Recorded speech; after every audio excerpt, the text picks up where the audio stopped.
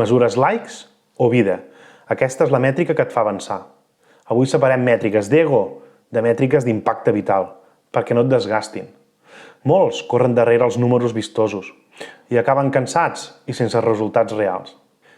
Mira la diferència: visualitzacions versus leads qualificats, likes versus hores estalviades, seguidors versus qualitat de relacions, publicacions al dia versus consistència, un CTR bonic versus accions completades. Posem un exemple. Imagina que publiques molt, però no tens 2 trucades reservades a la setmana.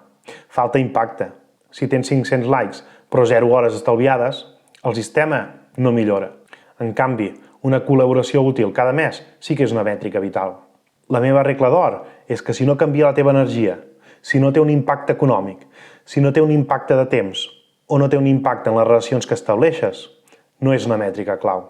En definitiva, mesura les teves mètriques vitals, hores estalviades per setmana, quotes mensuals actives o percentatge d'ingressos i col·laboracions útils al mes. I deixa de preocupar-te per likes, followers i visualitzacions. I a tu, quina mètrica vital et falta mesurar?